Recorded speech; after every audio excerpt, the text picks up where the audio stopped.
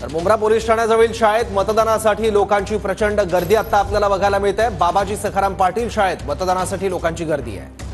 तर मुंब्र्यामध्ये देखील आपण बघतोय सध्या पोलीस ठाण्याजवळील शाळेत मतदानासाठी लोकांनी गर्दी केलेली पाहायला मिळते। मुंब्र्यातला देखील जागृत मतदार आणि त्यासाठीच मतदानाचा हक्क बजावण्यासाठी मुंब्राकर देखील आपल्याला गर्दी करताना पाहायला मिळतात। तो रखना चाहिए एटलीस्ट। इतना स्लो काम हो रहा है। अरे 3-4 घंटा हो गया है। हम लोग अगर अभी जब तक ये वोट सब नहीं होंगे हम लोग यहाँ से जाएंगे नहीं। वोट करके ही जाएंगे, चाहे रात के 11 बजे।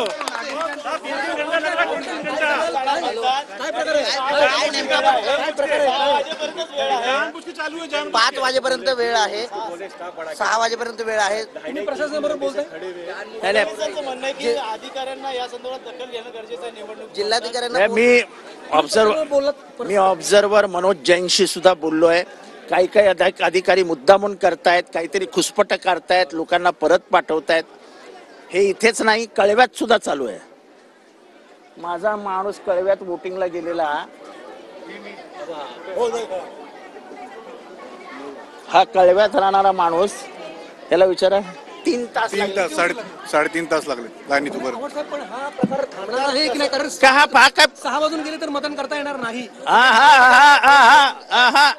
6 वाजता जो कोणी लाईनीत असेल त्याला भरे 10 वाजू दे, त्याला मतदान करायला मिळणार आहे।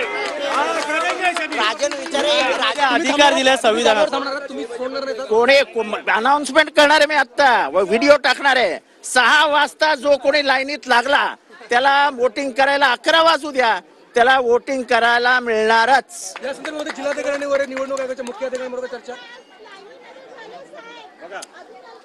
तुमची पर्सनली चर्चा झालेली आहे का? काहीच मला अहो, जो कायदा आहे तो कायदा आहे। कायदा सांगतो जेवढा वेळ मतदानाला वाया गेला तो पण तुम्हाला घ्यावा लागेल। जर एखादं मशीन 20 मिनिटं बंद पडलं असेल ते सुद्धा 20 मिनिटं तुम्हाला घ्यावे लागतील।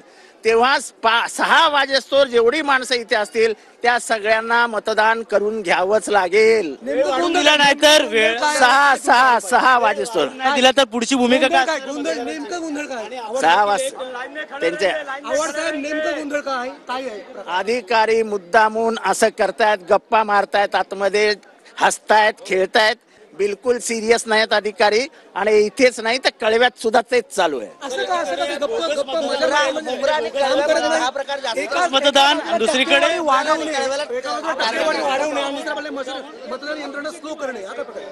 मतदान यंत्रणा स्लो केली, हे इलेक्शन कमिशनचं काम आहे।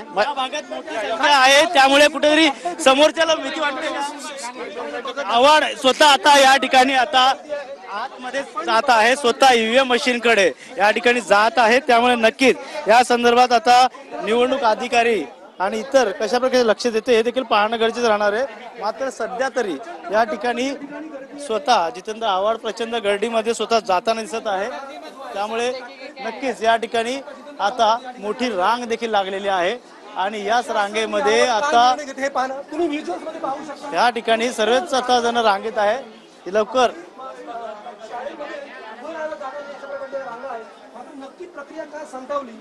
हे आज मात्र अशा प्रकारे। तर बाबाजी सखाराम पाटील शाळेतली आत्ताची ही दृश्य आहेत। तिथे जितेंद्र आव्हाड पोहोचलेले आहेत। मतदानाची प्रक्रिया अत्यंत धीम्या गतीने सुरू आहे। प्रशासन याला जबाबदार असल्याचा आरोप जितेंद्र आव्हाड यांनी केलेला आहे आणि हा जाब विचारण्यासाठी ते आता मतदान केंद्रात दाखल झालेले आहेत। मतदान केंद्रावर असलेले अधिकारी हे अत्यंत गांभीर्याने काम करत नाहीयेत, त्यांच्याकडून ढिसाळपणा सुरू असल्याचा आरोप देखील जितेंद्र आव्हाडांनी केलेला आहे। त्याचबरोबर जेवढा वेळ लागणार आहे, जर मशीन बंद असेल आणि तो वेळ जेवढा जाईल तेवढाच वेळ पुढे वाढवून द्यावा अशी मागणी देखील जितेंद्र आव्हाडांनी केलेली आहे। मुंब्र्यात संथ गतीने मतदान सुरू आहे, त्याचबरोबर कळव्यात सुद्धा ही स्थिती आहे आणि हे सगळं जाणीवपूर्वक केलं जात असल्याचा आरोप देखील जितेंद्र आव्हाड यांनी केलेला आहे। बाबाजी सखाराम पाटील या शाळेत आता जितेंद्र आव्हाड पोहोचलेले आहेत। प्रशासनाला